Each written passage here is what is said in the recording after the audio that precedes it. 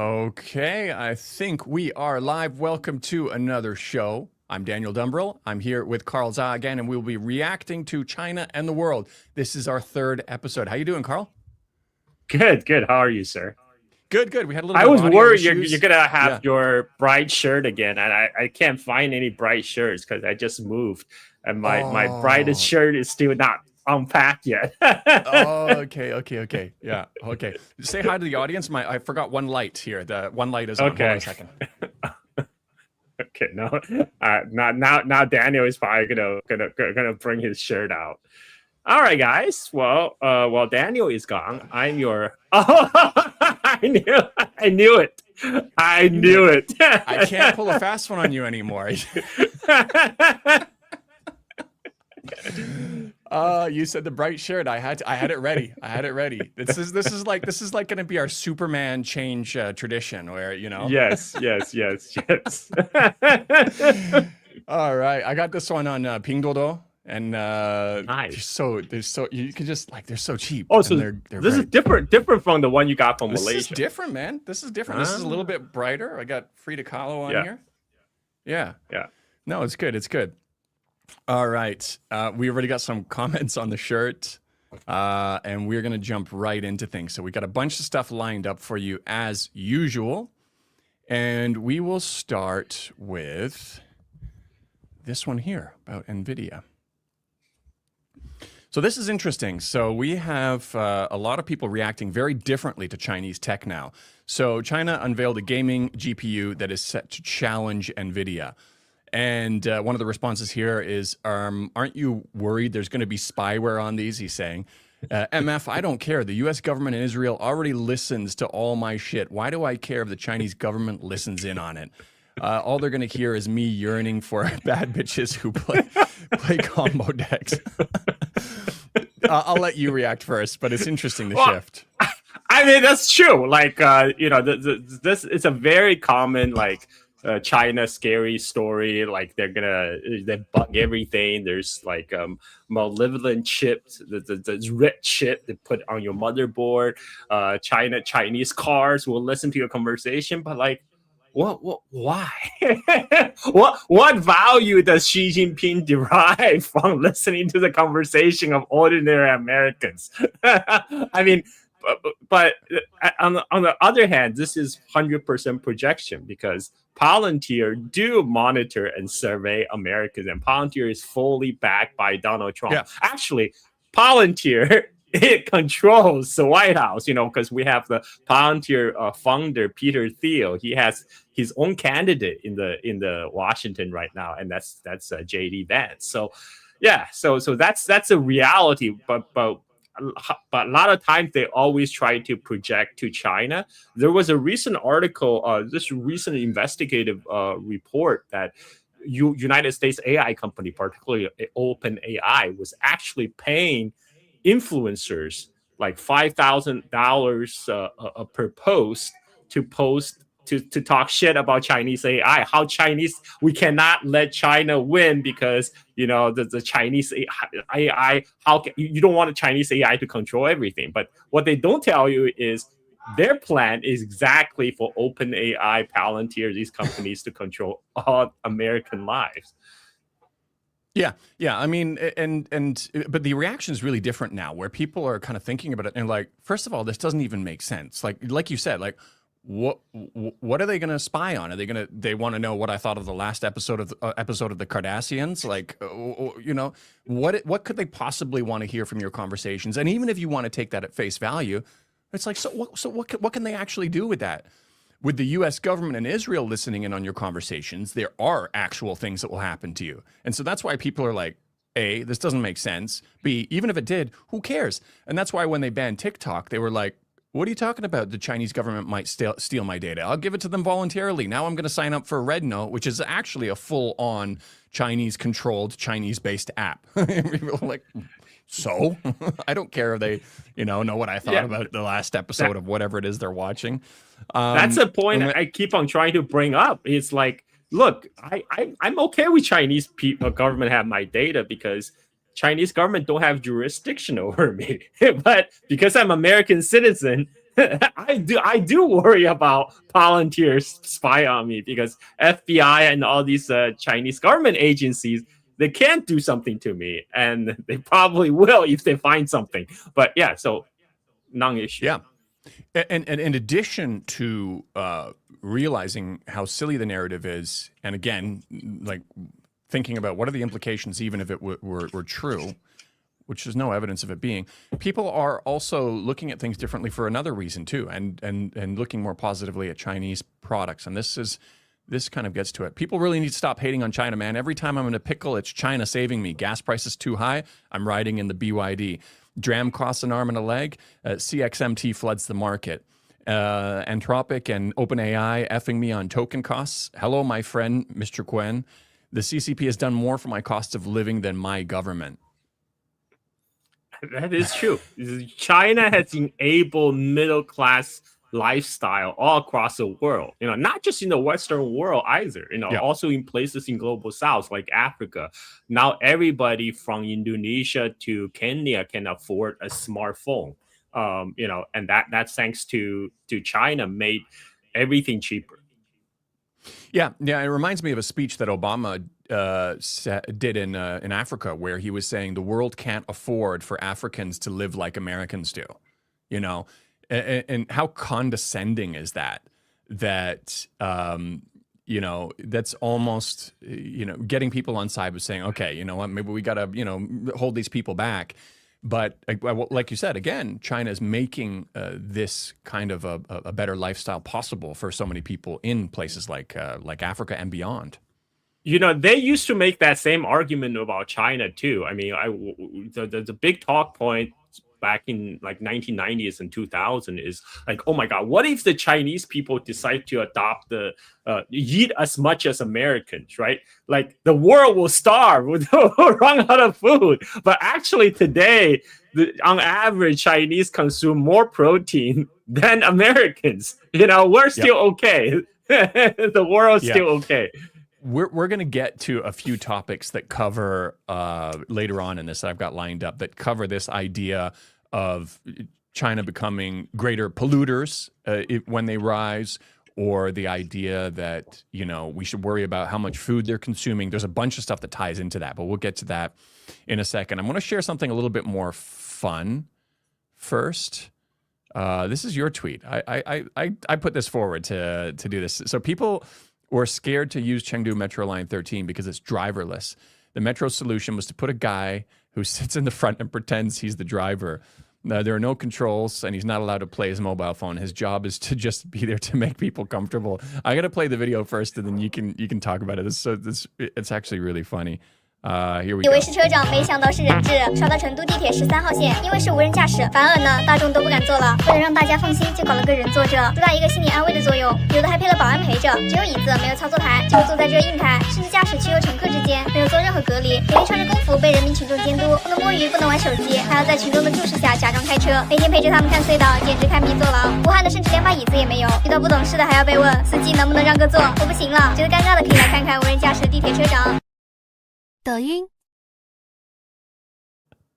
For the Wuhan Wuhan Metro. Metro. You're muted. Yeah, go ahead. You're okay You're okay. They didn't even have a seat for the guy who's pretending to the operator on the Wuhan Metro. He was just standing there. Yeah. Well, I mean, look at that. Like the level of care that goes into saying, okay, people are a little bit uncomfortable with this. There's going to be a little bit of a transition period. Let's figure out how we can make this as stress-free as possible for people who have a little bit of anxiety about the future of autonomous vehicles. I think that's great. Yeah. And then we have so this goes into what we were talking about before also, with China having more than enough food for themselves, and that being a problem for some people. China should stop hoarding food and fertilizer, says former World Bank chief. And I'll go into one of the reaction tweets to that, and then you can give us your reaction too. When China suffered Great Famine in the end of the 1950s, U.S. denied China from buying grains. It even spreaded the words that Mao allowed it to happen, and tens of millions of Chinese died. Chinese people could not do anything but endure. They learned that they can only rely on themselves. Fast forward to today. Now the U.S.-led World Bank is accusing China for hoarding food and fertilizer. The irony. Before you react to that, too, I want to say that they really get involved in this a lot. There was, I can't remember the name of the country. It might come to me later on. It was in Africa where one of the conditions for the IMF loans that they received was that they got rid of their grain storage facilities. And sometimes this is designed in such a way that it creates a system where they have to rely on imports more. And then they have to, for example, bring in U.S. grain or product. Yes. It's a very selfish system. And that led directly to a famine in that country where a lot of people died. And so they have no credibility and they have no right to be talking about this or lecturing people about it. I'll get your reaction first before we move on. And this is typical gaslighting. The whole fertilizer problem, who created the fertilizer problem is because U.S. and Israel started an illegal war against Iran, and that closed down the Strait of Hormuz. I mean, like there wasn't a fertilizer supply problem before. Now there is. Again, they're trying to turn it around and blame China. What China was trying to do is they're trying to make sure their domestic producers get enough fertilizer so they can continue to produce food. I mean, that's just sensible policy. Yeah. And there's also, when you consider what China's done for the world with Longpin Chen, I don't know if I've said his name correctly, where he created the hybrid rice, which is responsible for feeding millions and millions of people around the world. And it's a tragedy that he never won the Nobel Peace Prize in any category when, it's not surprising when you realize how politicized it is and you get some random activist from China winning it who never did anything for the global population. But China has been responsible for feeding millions and millions and millions of people because of its tech that it open sourced to the world. But yeah. Yeah, Yuan Longchen did that. But if you speaking of Nobel Peace Prize, with all these economists winning the Nobel Prize in economics, you look at China. China is actually, lifted 800 million people out of poverty. You don't hear anything about any Chinese economists or Chinese government officials winning the Nobel Peace Prize in economics. But in reality, it's a lot different. It's they're actually changing facts on the ground. Yeah, there's the name. I butchered it. Yeah, Yuan Longping. I should have remembered that. But yeah, that's exactly what we're talking about. All right, now, okay, yeah, still food related. Your bowl of rice is hurting the climate too. So instead of blaming the billionaires and their private jets, they're blaming Asians for climate change. I've heard it all now. Your reaction, Carl?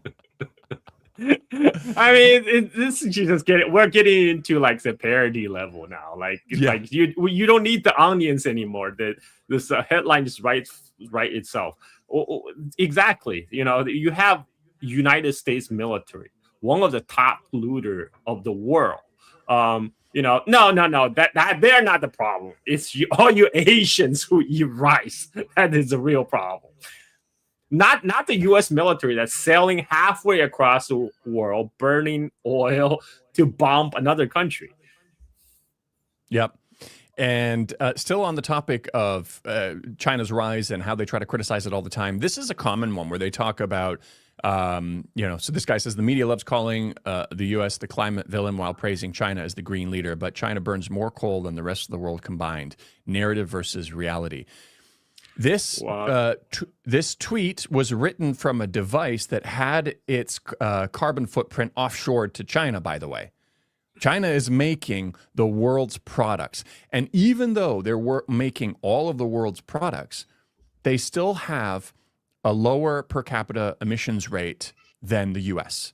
So they managed to do that, be the factory for the world, and still pollute less on a per capita basis than the U.S. And this is the same level, maybe not as obvious as the rice one, but it's the same level of desperation. But this one actually does trick people sometimes when they're doing this, and they're like, oh, look at this, China's polluting, while they're literally holding the device that had its carbon footprint offshore to China. Carl. No, exactly. It's the Wall Street types that offsource all the manufacturing together with all the pollution to China. That was that was by design. That was not a bug. That was a feature to offsource all the pollution, all the dirty jobs to China, and then they get to blame China for polluting the environment when China is making everything. And but what China is doing now is actually saving the world, because China's carbon emissions has either plateau or falling for the last couple of years. And this is huge. This is while the Chinese economy continue to grow, its export continue to grow. This China managed to do that by massively ramping up renewables, particularly solar, wind, and they're also going in a big way into nuclear as well. So, and that this is helping reducing the China is actually doing the most to confront the global climate change right now. More than any other policies of Western world. Yeah, that's true. You when you had these Western countries that went through this industrial revolution, like the modern industrial revolution, a lot earlier, you didn't have a power greater than them that had done it before then and continually pointed fingers at them and criticized, oh, look what you're doing, following the same path we did before. But, and that's not even accurate to say that, because like you said, in this modernization, they are putting such a heavy focus on renewable technology, whether it be solar, hydro, nuclear. They have that new nuclear fusion that they did, what burns hotter than the temperature of the sun, sustained it for a record period of time, storing electricity in pressure and doing all kinds of innovative stuff. And this is the constant thing where you have these powers that have already developed who are trying to hold people back by saying, no, you can't do this, even though that they went through an even dirtier path to get where they are. Yeah, during the first industrial revolution, during the first and second industrial revolution, it was mostly powered by coal, which is way dirtier than oil and gas. Right.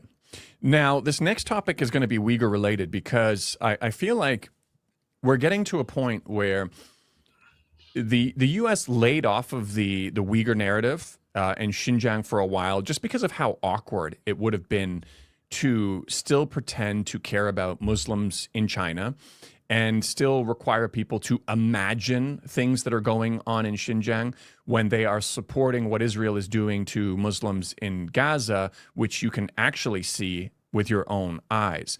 And so I feel like that narrative is going to come back. So I started looking back at some of the old stuff and thinking, okay, what is most likely to come back? And there was one thing that I dropped before. There was an activist, or he was in charge of a lot of these organizations, called Dolkan Issa. And he got caught up in a scandal. And he did this apology for it. I retweeted some of his stuff. So he did this really weird apology too, where he was like, it's because I had a highly stressful role with significant responsibilities, like almost like making excuses for it. And I never really followed up on it because I thought, oh, they took care of it. They got rid of him. He got removed from that specific organization. But when I went back, and also there was a lot of coverage about it too. Like they actually had coverage about the human rights world having a sexual harassment problem. This is him here. And I thought, wow, okay, they actually had accountability. It turns out, not really. It turns out this issue with protecting sexual predators, and as Professor Morandi likes to call it, the Epstein regime, it permeates even through to their human rights organizations. He's protected. He's still there. He's still involved. And I let me see if I've got it here. I tweeted about it. So once again, I thought he was already taken care of, but it looks like he just got shuffled over to the Uyghur Center for Democracy and Human Rights. And he also sits on the advisory board for Washington, D.C. based Asia Freedom Institute, speaks at congressional briefings, and attends events involving U.S. policymakers. So they don't care.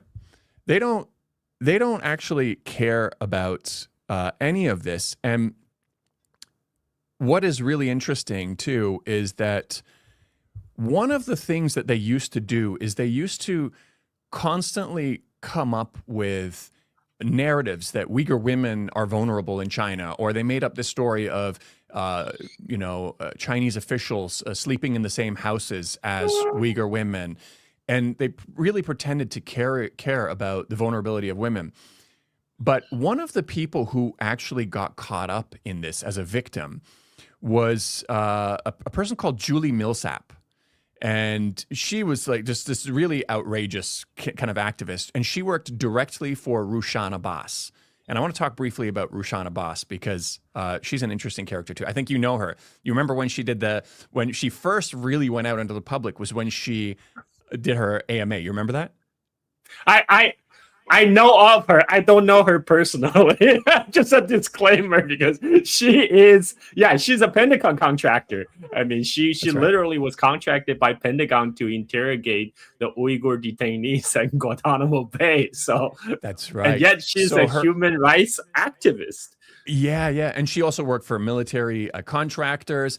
Yep. And she was there, like I said, helping to interrogate Uyghur detainees in Guantanamo Bay. But Julie Millsap was her direct employee. Julie Millsap worked directly with Rushan Abbas. And I actually interviewed Rushan Abbas and exposed a lot of her lies, like she was never involved in the NED before. She really wanted to distance herself from the NED. And I'll play a clip in a second about that and what she says the NED stands for once she does get caught and backtracks.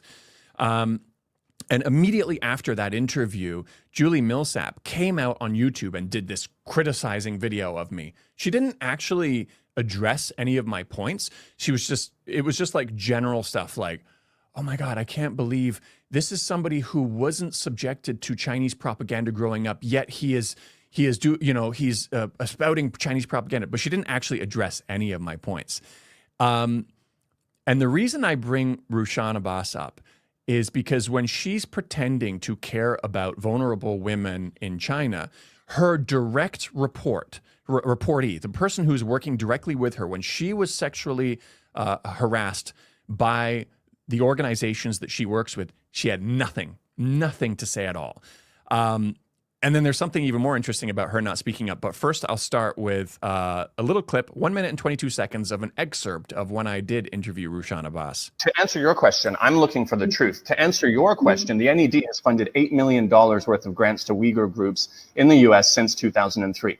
That's my answer to what do people potentially have to gain. NED, what does NED stands for? That is National Endowment for the Democracy, and its founder said that is for democracy. We don't have any. No, it's not. The NED doesn't care about democracy. They will install a dictatorship as long as it's friendly to U.S. interests. This is you can go through Nicaragua, you can go through all these countries and look what they do. The founder of the NED has said that what the CIA used to do covertly, they do now through the NED. And the NED grant just started like October 2019, so it has been just 1 year. Because so you're saying you weren't involved with the NED before then? No. Campaign for Uyghurs was established 3 years ago, and I have looked it up. You were elected as the director of communications for the Uyghur American Association in 2006. They were receiving well over $100,000 per year from the NED. They had a $280,000 grant in 2016, and they had additional fundings for their other programs. So you were involved with the NED in some capacity before. Because just like what the name said, democracy. The NED is endowment for democracy that promotes democracy. She backtracked really quickly after that. She's like, well, it's just because it has D in the name, democracy, it's like she backtracked on that so quickly. So it didn't work out well for her. But Julie came to her defense so quickly. And you would think even based on that, she would at least have something to say that, I'm really sorry what happened to her or something like that. She should have looked after the people that were working for her more. I got another clip, which is really interesting because Rushan Abbas paints herself as this Uyghur first person. Like that's who she is. That's her identity. But then I did this mashup clip where, and I overlaid some music to it for dramatic effect, where she calls the American founding fathers her founding fathers. and she talks about her time in Guantanamo Bay. Now, this clip, it's 1 minute 45 seconds.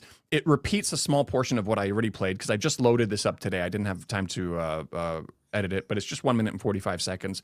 We'll go with that, and then we'll continue on. The constitution we have in this great country, how our forefathers built this country on, based on what values. Years ago, and the NED grant just started like October 2019. So it has been just 1 year because I. So you're quit saying my you job weren't involved with the NED before then? No. Campaign for Uyghurs was established 3 years ago, and but you were I have looked it up. You were elected as the director of communications for the Uyghur American Association in 2006. They were receiving well over $100,000 per year from the NED. They had a $280,000 grant in 2016, and they had additional fundings for their other programs. So you were involved with the NED in some capacity before. Because just like what the name said, democracy. The NED is endowment for democracy that promotes democracy. So the Campaign for Uyghurs gets no funding from the National Endowment for Democracy at all? Absolutely not. Are you funded by the NED? Yes.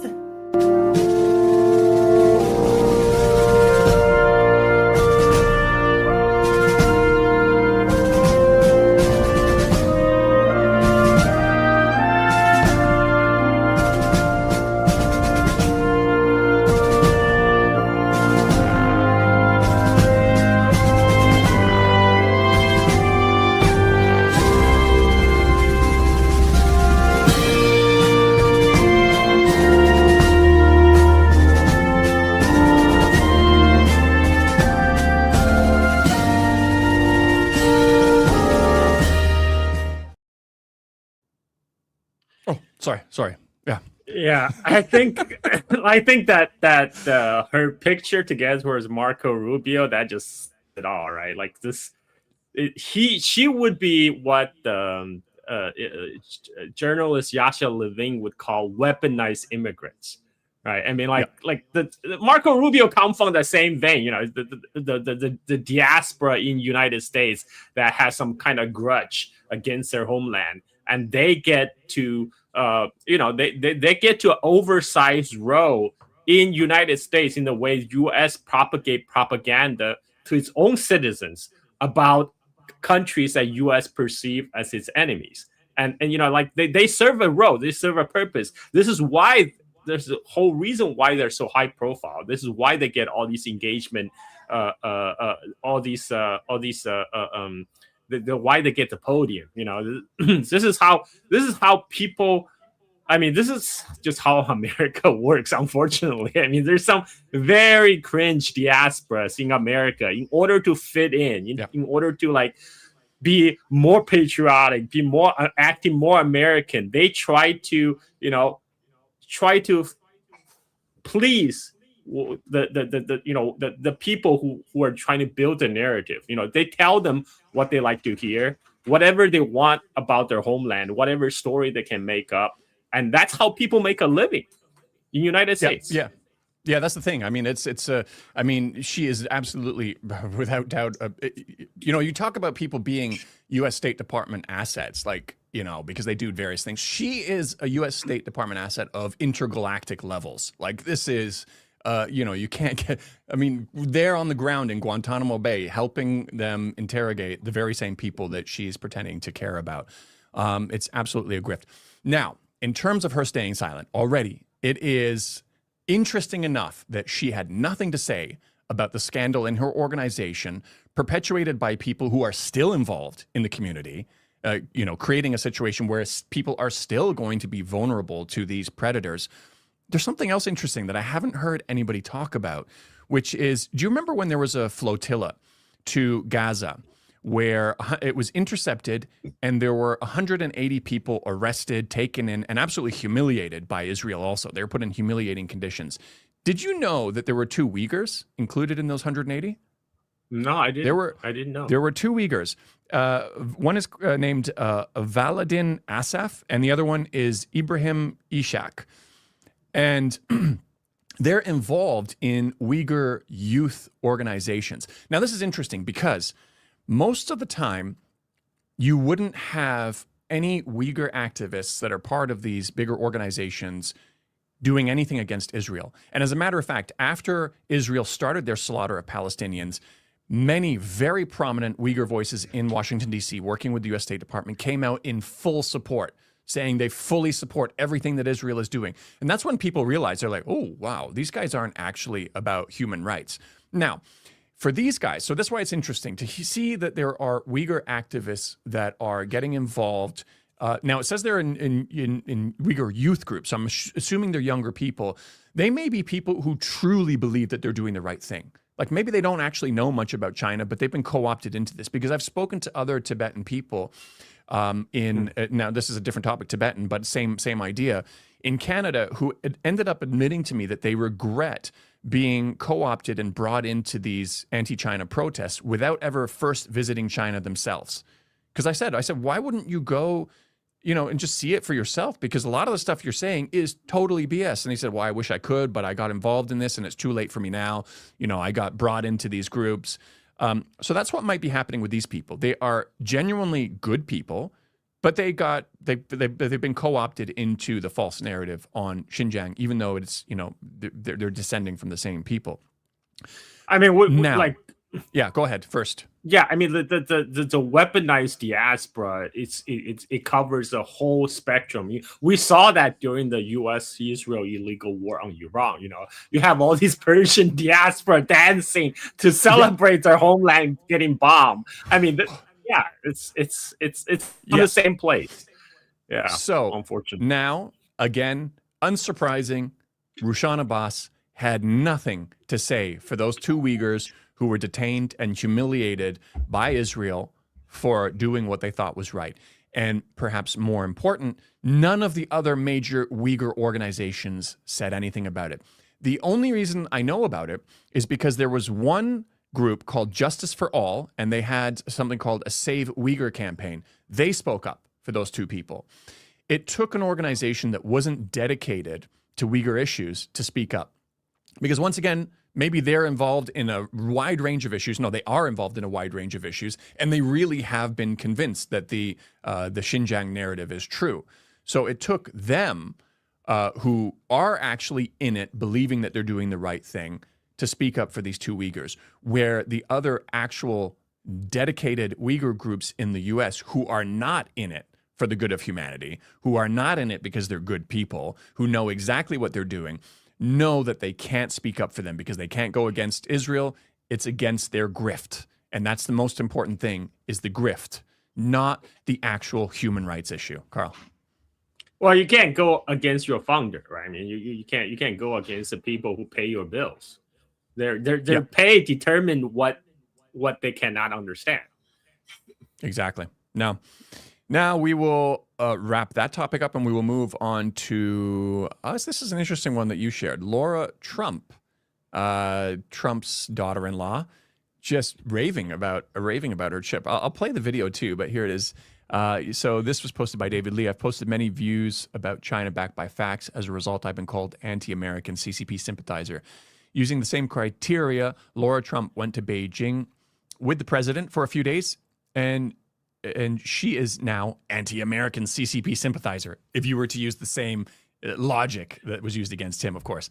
Wake up. You have been brainwashed all these years. Go and see it for yourself, like Laura Trump. Now let's pull up that video and hear what she had to say directly. China was wild. Honestly, what an incredible trip to be on. I was truly honored to have been there. It was amazing to see how different it was to physically be there on the ground versus what got reported here in the United States. Our society is, and our country is young and relativity to like the rest of the world.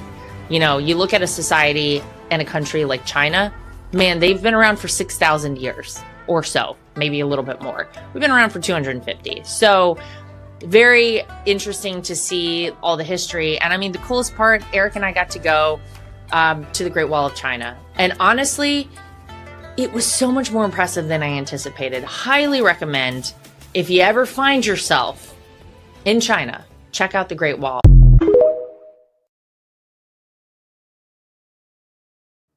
Carl, your reaction?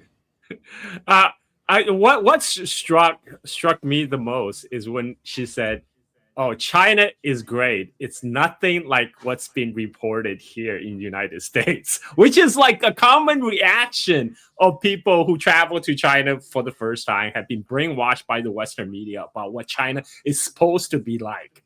And like this is why I think China did a great thing by extending visa-free policy to more countries, just to let people come and see for themselves. Now they changed their tune in Western media. Now they say China is weaponizing Western influencers. They're weaponizing their tourist industry, trying to influence people's opinions. Like, yeah, don't believe your lying eyes, guys. We, the State Department, knows best. And that's why there was also a proposal in the U.S. government to ban Americans from being able to travel to Xinjiang, because as soon as you go there, you realize all the narratives about suppressing the language and all this stuff. It becomes impossible to maintain. But yeah, now they're trying to figure out how to contend with the fact that all it takes is a visit here. Now, of course, you're going to get people like Marco Rubio, who will never admit this was his first time to China, but he is so driven in his agenda and his bias and whatever else it is, that he will never admit. But I'm sure he was here looking around going, damn, why can't we have some of this?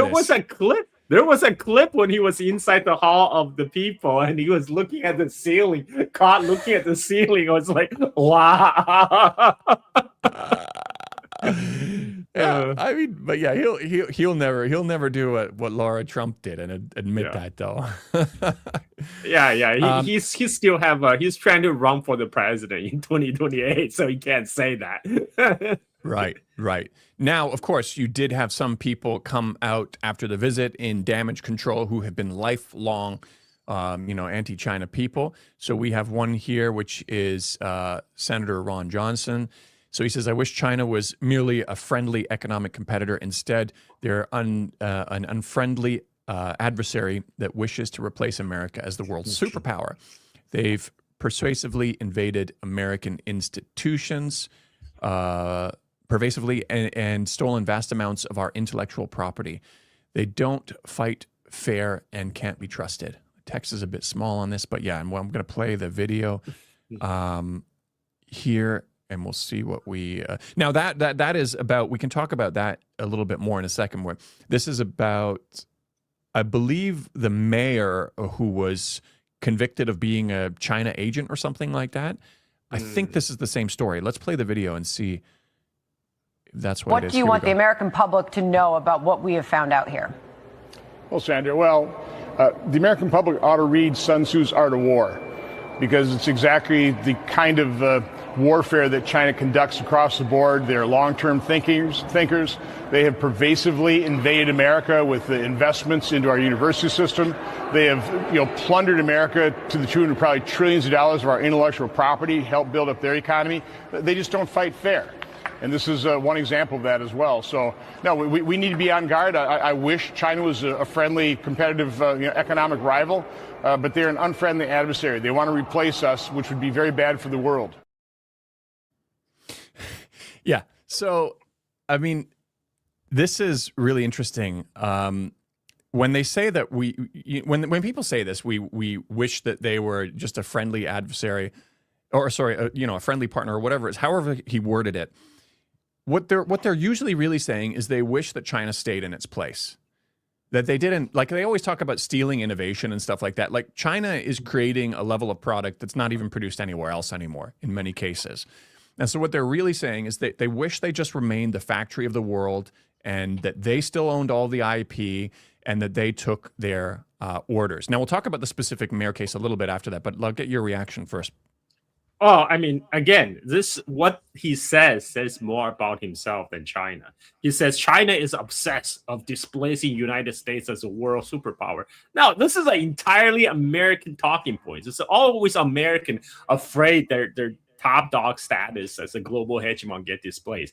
China has no interest to be a world hegemon like the United States. China just want to make China more prosperous and better place to live. And what they cannot accept, like you say, is China looking like China is doing well, especially China is doing well compared to the United States, because a lot of people, even the politicians, understand now U.S. is in decline. You know, the whole Donald Trump's MAGA movement is based on the premises that America is in decline. That's why he needs to make America great again. But when they see China rising, that, you know, automatically China has to be, it must be cheating. They definitely did something unfair, you know, because that is how America rose. You know, America built itself on the back of genocide, slavery, and so China and exploitation. So China must be doing something equally shady. And you know, the whole accusation about intellectual theft of property, I'm sure there's industrial espionage going on. I mean, that happens all throughout the history. In every direction.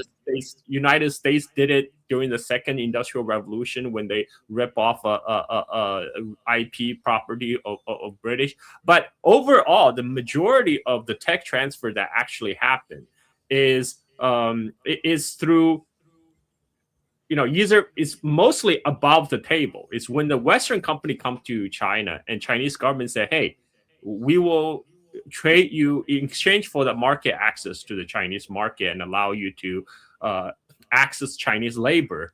You must do tech transfer. So it's all above the table. Especially for example, the build out of the high-speed railroad, where China invited the Japanese firm, the Canadian firm, and German firm and French firm, and told them to compete each other. And the condition is, if you don't do tech transfer, we'll go to the other guys, and maybe they will. And this is how it happened. So it's not theft. This is very public, above the table. Another facet of tech transfer happened is China sent a lot of students abroad. Some of these students, after having been working in the West for 10, 20 years, and they reach like the bamboo ceiling, and then they realize they can just return to China and be founders of companies, be VPs, and then they come back and bring their knowledge with them. And that's something that now a lot of Americans are also complaining about, which is really odd, because a lot of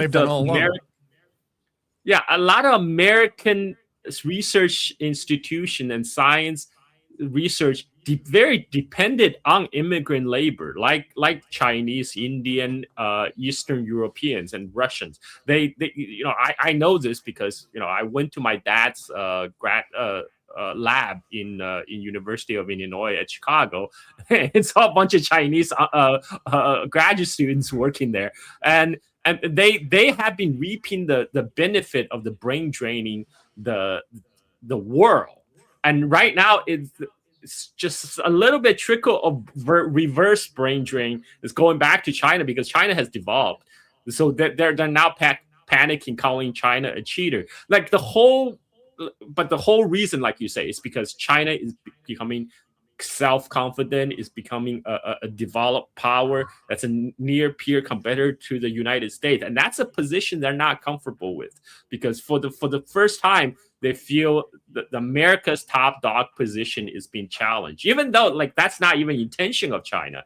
It's them Americans feeling insecure about their own position in the world and the way their own society is going, and then to project all that fears to China. Yeah, I mean, they never examined meaningfully what their brain drain on the rest of the world from countries that haven't even sufficiently developed yet, what that means to the world. And now you have a mini version of that where it's just Chinese people saying, I think I want to go home. You know, China created a country and the conditions where it's attractive enough to return home. One of the things that so many of these right-wingers want foreigners to do anyways. And suddenly it's cheating when it's, you know, minuscule in compared to the version that they rely on and have relied on for a long time. You're absolutely right. Now, in terms of critical comments, we're going to move on to one from Rick Scott. Now, I'm not going to tell you what this is about before I play it, but when you're listening to it, before he gets to the end, I want you guys to guess which country he's talking about. Which country does this to another population?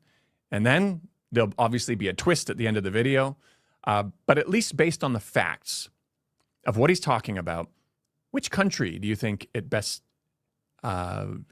basically encapsulates? I'm gonna open the comments while I'm doing this just to see if anybody says which country actually does this, and see if you get it. Here we go.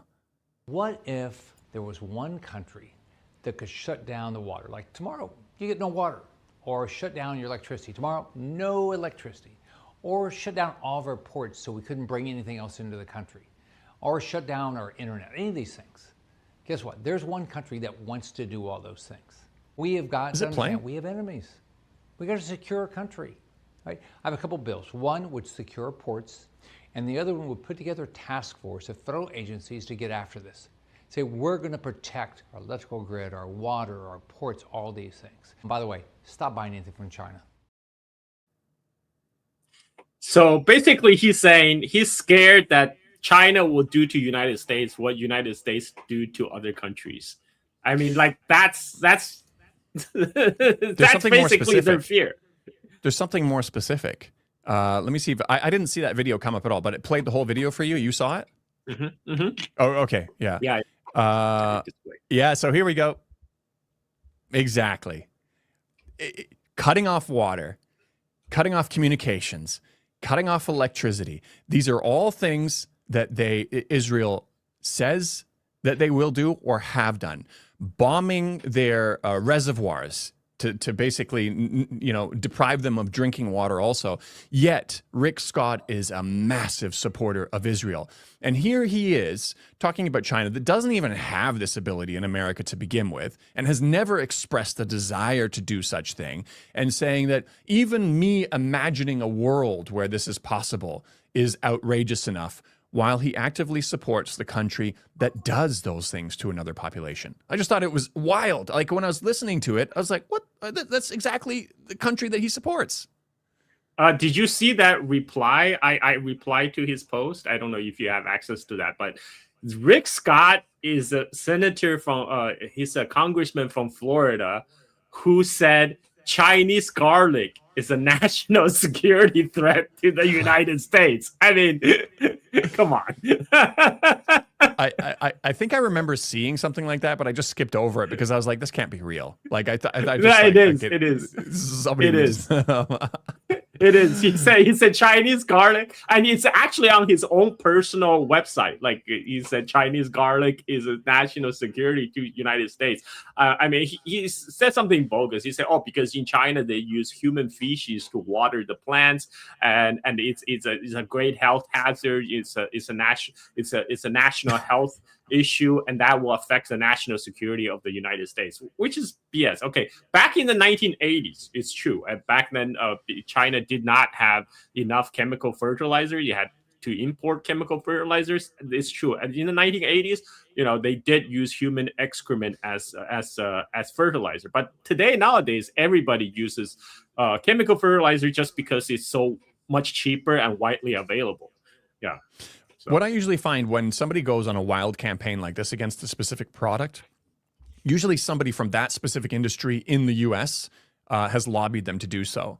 For example, they lobbied the government saying that we need to protect the aluminum industry in the U.S., but we can't really compete with Chinese aluminum.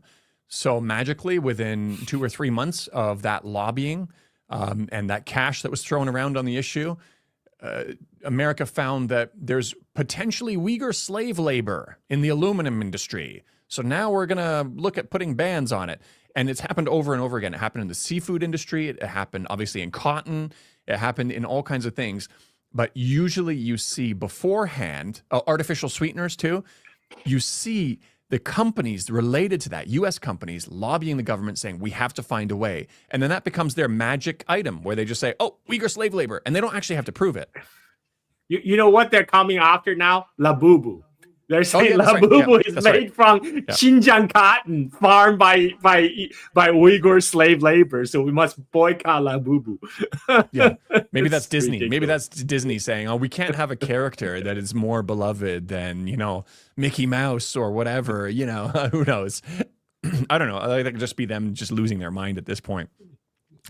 All right, so where were we? Now we have, I think this is one that you sent me, but this is really interesting. It's so counterproductive, but Belgium urges EU to save industry by getting tough on China. Like what? Go ahead, Carl. What industry does Belgium have? I mean, I would like to hear. I'm surprised to hear Belgium even have an industry. It's great. I mean, like maybe chocolate. I don't know. what Belgian industry there is? Maybe people can let us know in the comments. And the idea of some of the most efficient manufacturing practices and equipment and know-how being in China, it would make sense to partner with China to build up your industry, because obviously they are receptive to the idea about building their factories in their countries. That's exactly what Trump was trying to arrange also. Even Trump has woken up to that possibility of invigorating their own economy while the EU is apparently wanting to go in the completely opposite direction. I mean, it's completely Germany, actually, a lot of German business have doubled down on their investment in China. The what is it, BSMF, or like that big petrochemical company? They open a huge plant in China, which makes sense, because in Germany they cut themselves off from cheap Russian gas. At least they won't have that problem in China. Yeah, that's a good point. That's a two-way thing, where it's not only a matter of partnering with Chinese companies in their countries, but gaining access to China for whatever products they want. Like have friendly relations with China and ship them your chocolate. Isn't that gonna help you, or whatever else it is you make? Tulips? I don't know. What else do they got? Bicycles? Do they make? They're not going to be able to compete with Chinese bicycles, granted, but no, it's not going to happen. All right, what do we got next? So, this is another one that you brought up. She got ratioed so badly in the comments, but here we go. You talk about this one for us.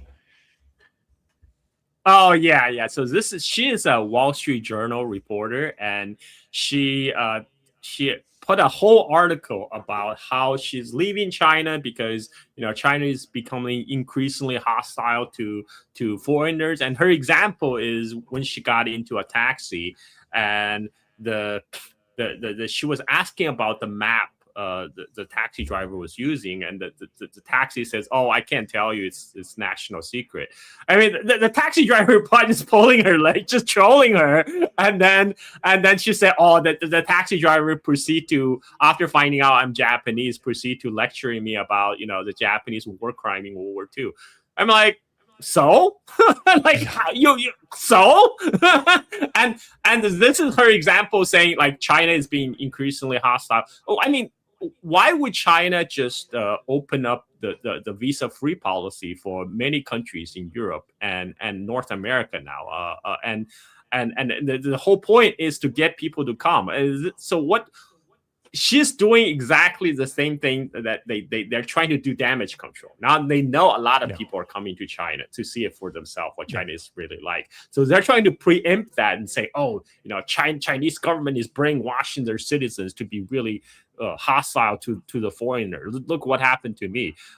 It's just, but what she doesn't reveal is she's leaving China for a position in Washington to be the national security reporter, so she's embedded with all the military industrial complex in Washington. I mean, Chinese people should be distrustful of her. Yeah, I mean, and she's setting up her origin story also, so that she can add credibility to the inevitable China bad stories that she's going to have to make. I remember there was a fairly famous anti-China YouTuber who made up this whole story about how he just barely escaped China, and it was just this most ridiculous thing. Like, it was like he was like riding around in his motorcycle in Huizhou, and he said the police were looking for him, but they didn't think to check at his house where he was, his apartment. And then he left China through exit immigration into Hong Kong. He said, "Oh, I barely escaped. They were looking for me." You don't think the exit immigration people would know that? And then it turns out he actually came back to China after that. But this is the story that he painted to his audience so that he could gain credibility as this persecuted person from this evil country. So she might be setting up that story for herself also. Now, she obviously, she was ratioed in the comments also, where a lot of people are saying this is not the experience of foreigners in China. I've been here for 18 years now, and I can say the same thing. That is not the experience. And if a taxi driver, all of a sudden, when the U.S. had taken Meng Wanzhou hostage in Canada, if the taxi driver had told me, "Oh man, what your country is doing to Meng Wanzhou is terrible. This is like outrageous," I wouldn't think, "Oh my God, I'm being attacked." I would have to be extremely sensitive and so like, "Oh, how can you say something about bad about Canada?" Even if I didn't agree with them. Even if I was like, I don't know, that's not an attack. And of course, Chinese people are going to want to talk about what Japan did, especially because there was never really a true reconciliation for them.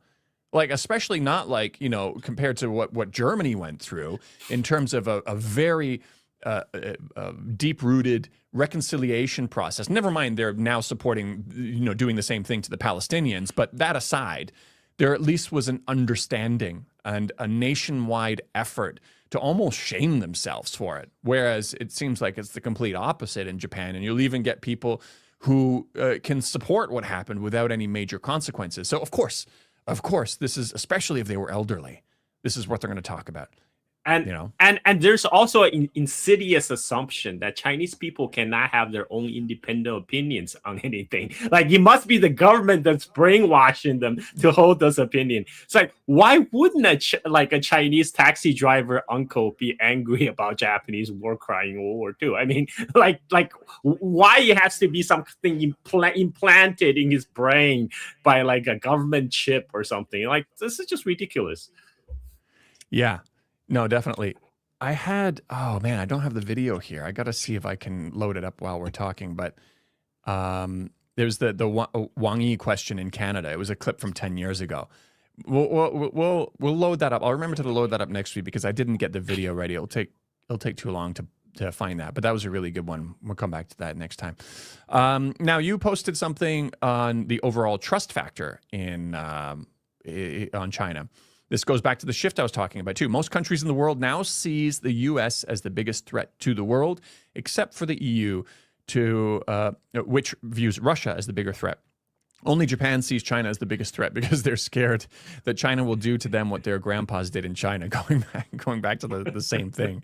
But yeah, you want to talk a little bit more about that? I mean, basically, I even see some Japanese ask that question. It's like, okay, I understand why Chinese people would have strong feelings toward Japan, but why would we Japanese people hate the Chinese? What have they done to us, right? I mean, like, it's like I think it has to be that psychological fear. They know what their grandpa did in China in World War II was bad. But their way of trying to push away the guilt is trying to say, okay, well, the Chinese are the bad people for keep on bringing this up. What? Why do they keep on bringing this up? It happened 80 years ago.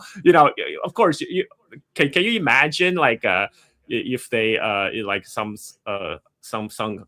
events commemorating Holocaust? You tell those people it's 80 years ago. Get over it. Get over it. Get over it. But that's who's how gonna say that. Yeah, that's how the even the English language mainstream media often do lecture to Chinese people on this issue. It's like, oh, but this 80 years ago, why can't you just move on? It wasn't that long ago, man. My grandpa, my grandparents, both set of my grandparents went experienced through it.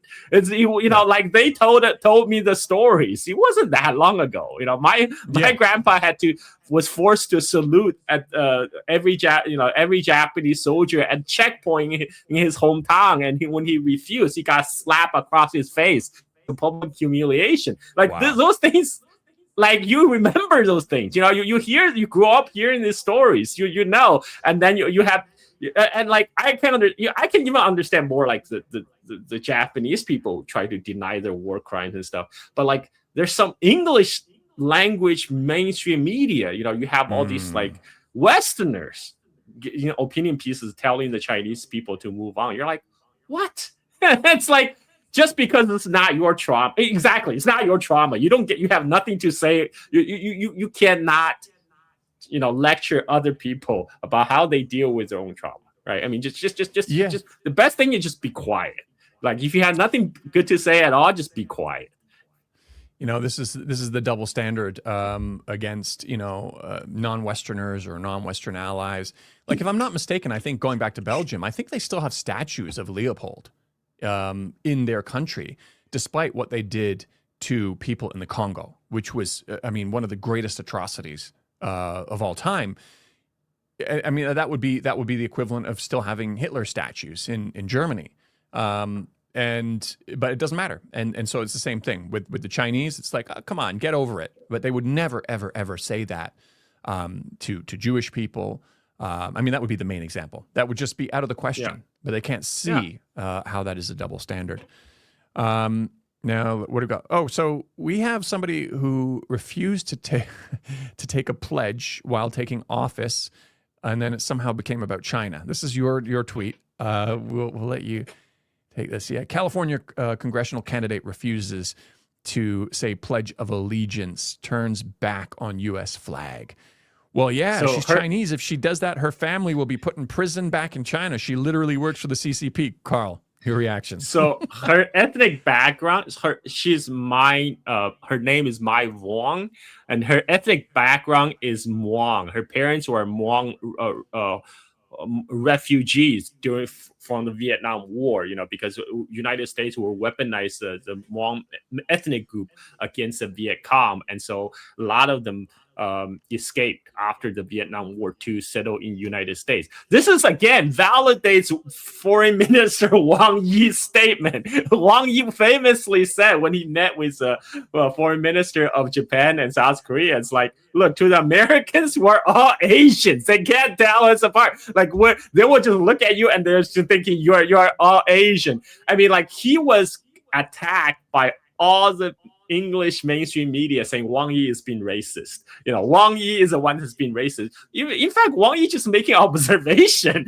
He's just making an observation of what actually exists in the United States. I mean, here you have like an ethnic Hmong woman who, because she for whatever reason refused to, pledge allegiance to the flag or whatever, and that now they just saw her East Asian face and said, call her a Chinese infiltrator. This is Wang Yi again vindicated, fully vindicated. I've got a little bit of a bonus clip here too. I meant to slot it in before that one, but this is okay. And I'm not sure if you saw this. It is Mike Pompeo and Victoria Nuland getting schooled on their support for Israel and other things. It's 1 minute and 56 seconds long. I absolutely love this clip, so I just wanted to share it with everybody. Here we go. This is what human decency demands. You don't let a radical regime close off the global economy by firing Shahed missiles into nations that did nothing. Right? They're firing into civilians in the United Arab Emirates, even just this week. That's just not something that the world can accept. And so this monster is worthy of the hunt. You do know, Mike, that we started the war. No, absolutely not. Absolutely not. Oh, no. They weren't firing those missiles until Israel and the United States attacked Iran. You do understand. Welcome to 1979, when the revolutionary regime began to kill Europeans. You do know that we overthrew the democratically elected government in 1954. Just for the record, you were talking about this. You don't think Iran has? You think Iran's forgotten about that? No, I suspect they've not. You don't think Iran remembers that we supported Saddam Hussein in the Iran-Iraq War? I know forgotten about this? I know this. Other countries have history. Do you think Iran is a monster? No. Okay. Okay. I don't think they're. I'm glad I don't live there. I think many countries do many bad things, including my own, and I wouldn't call the United States a monster. But Stephen, do you also remember that we wouldn't have had October 7th if we hadn't had Iranian support for Hamas? I agree. We wouldn't have had October 7th if we'd gotten peace in the Middle East, and that's a much longer story. It is, and every single U.S. president has tried and will continue to. Not very hard. But it is very important to emphasize there's no evidence that Iran even knew about October 7th, much less Oh my caused it. goodness! Oh my goodness! Right. I'm sure it is lovely to live where you live and believe There's that. no evidence Oh in the my public goodness. record of that. Oh my goodness!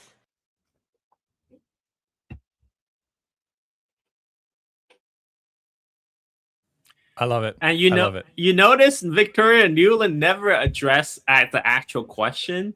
She just say, "Oh my God, I can't believe you believe that." But he actually never addressed the actual claim. Like, where's the evidence? Right. Where's the evidence? And then when Mike Pompeo kept going back further and further and further, and then finally when he talked about overthrowing the government, he stumbled there, and he was trying to. You could see he was trying to change the topic, and it's amazing because. Previously they were smart enough to know that they shouldn't put themselves in this situation because they cannot support what they're saying. I don't know if they've just gotten so arrogant with the bubble that they've been protected by that they didn't realize how this would go down if they actually put themselves in front of a couple of people who really understand history and who their BS is not going to fly in front of. I'm pretty sure they probably regretted doing that. Yeah, because before they just have to deal with like whatever MAGA crowd they have to preach to. Now they're dealing with like actual professors, which really the whole Iran war really shows the contrast, right? You have the Iranian leadership who are like the PhD in Kantian philosophy, and then you have United States ruled by bad TV personality, right? Like the reality TV show host Donald Trump and the Fox Live show host Pete Hegseth. The contrast couldn't be more clear. Yeah, absolutely. We have a few remaining items just to wrap up with here. Oh, this is kind of fun. This is something that people have been retweeting recently. Remember when they said Trump would get us into a full-blown war with Iran? Times like these should make us all realize how lucky we were to have Trump, his strength and resolve. 2024. Whoops. There's always a tweet. There's always a tweet. There's always a tweet. This is one you shared. It was a while ago. I'm not sure if you still want to talk about this one. You sent this one to me. This one.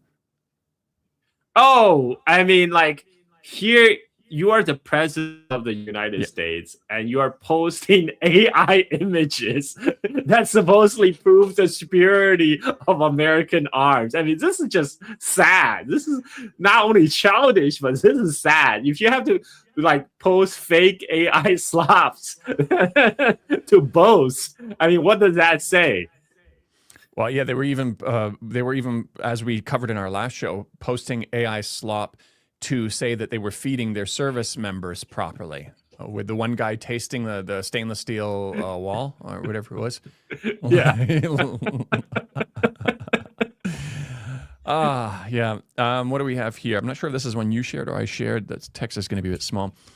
When the fake news said that the Iranian enemy is doing well militarily against us, it's virtual treason and such a false and even a preposterous statement. I'll let you go through the rest of it or whatever you want to cover this. I think you shared this one with me. Yeah. Like whenever when the Trump's tweet, the True Social post gets longer and longer, this guy is flipping out. Like this guy is crashing out because nobody wants to read all this like freaking thing, just him ranting. I didn't even want to. This is just saying again. It's got to be pretty bad if he's complaining that people are saying, Iran is doing better than United States in the war, which is the truth because Iran now controls the Strait of Hormuz, where 20% of the world's oil and gas transit through, and United States have no way of reopening it. That this is why Trump has been, threatening and then backing off. But if they have the military option to reopen the Strait of Hormuz, they would have done it already. But they can't, and that's right. Where we are. Yeah, we have one final one. This is also one that you shared with me. Breaking, U.S. forces on Monday launched what a U.S. Central Command described as self-defense strikes in southern Iran. Self-defense, quote unquote, how far they are. Yeah, I mean, your reaction. Well, I mean, we just live in 1984 now. The war is peace. War is self-defense. But like they're totally they don't even try to disguise it now. It's just so blatant. Yeah, absolutely. I have nothing else. Is there anything else you want to wrap up with, or is that a wrap? No, we're good. We're good. That's another week of us just laughing at the headlines. And yeah, absolutely. We will try to come back to you next week. I'll be traveling a little bit. I'm going to Shenzhen. I got invited to Tencent's Penguin Island opening. It's a little island off of Shanghai area where there's no cars allowed on it, and it's this whole area for basically Tencent headquarters. It should be pretty cool. But I should be back in time. But if not, we're going to try to do this at least every 2 weeks. I will be traveling through Xinjiang for 2 months in my RV with the family. So during that time, not sure if we can do this on the road or not, but I love doing these. So we'll see what we can do. Worst case scenario, after the summer holiday, we'll resume. But we will have a couple episodes in before that anyway. So thank you everyone for joining. Thank you, Carl, once again, and we'll see you all next time.